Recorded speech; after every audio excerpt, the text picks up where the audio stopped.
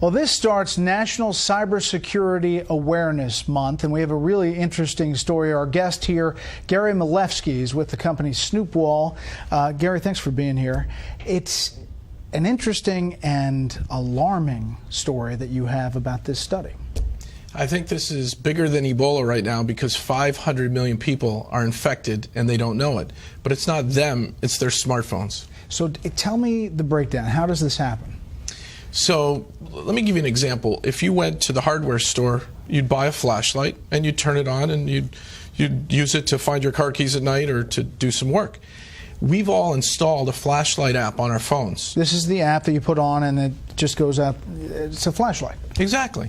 And instead of being a normal flashlight, when you hit the on button, this flashlight app is kind of like a real flashlight from the hardware store, except it was made by Mr. Gadget. And it opens up and it says, Brett, can I have your name, address, credit cards, bank account information, family photos, videos, where you're located right now, and all your friends and contacts, and can I send that out over this little satellite dish attached to the flashlight? You probably wouldn't buy that flashlight, and you wouldn't hit the on switch. But that's what's happening? That's what's happening. The top 10 flashlight apps today that you can download from the Google Play Store are all malware. They're malicious, they're spying, they're snooping, and they're stealing. So where does that information go? What happens to it? So I've been tracking down where it goes, and I've found 3 countries so far: China, India, and Russia. And they use it for various purposes, I guess? They use it pretty much, it seems, for criminal purposes, but if a nation state wants to collect a lot of information on Americans, this is a great way to do it because everybody installs a flashlight app. So what do you tell people? Don't install flashlight apps, period?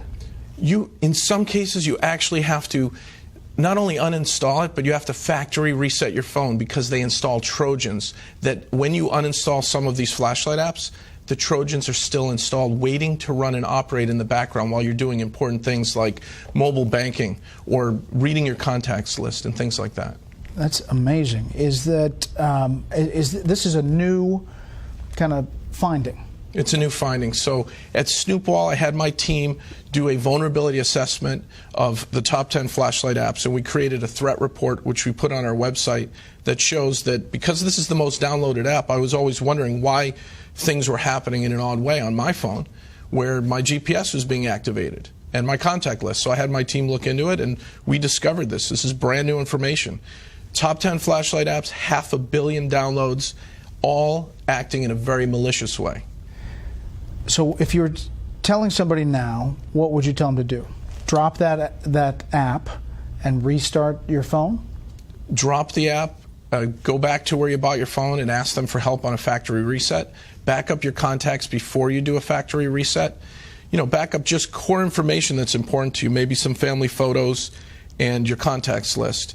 And then really just go for a factory reset, which wipes all the hidden data areas where the malicious Trojans are getting installed. Now, are you hearing anecdotally that this is happening? People saying there's something weird's going on, or I mean, obviously you did your own investigation, but are people reporting it? People reported this to the FTC, and the number 2 flashlight app was sued by the FTC, and they just recently settled. They had 50 million downloads at the time, and Brightest Flashlight, which most of us have on our smartphones, had to, in the settlement, agree to put up a privacy policy before you run their app. The privacy policy, Brett, is 25 pages of legalese saying, yes, we spy on you, yes, we geolocate you, yes, we want your mobile data off your phone.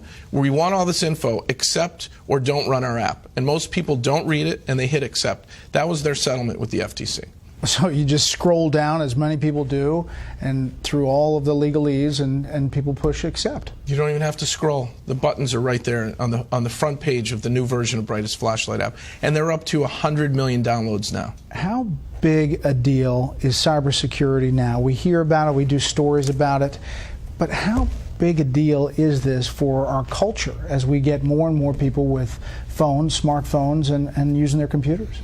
I'm worried about kids, teenagers, families that, you give your kid an iPad or a Droid tablet and you let them play, and they install apps that do these things, that geolocate your children. And if they're online predators or cyber criminals, they're going to get at our families because this is the back door into our homes. and even into our businesses because we've installed malware and not known about it. So you would recommend going to the hardware store and getting the flashlight instead of actually getting the app?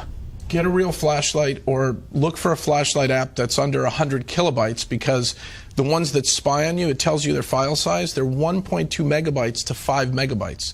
Those are big files to just turn the light on and off. So if you find a really, really tiny flashlight app, a privacy flashlight, you'll be safe. Wow, that is unbelievable news, and thank you for coming in. Again, the website? Snoopwall.com. Okay. Gary, thanks a lot. Brett, thank you.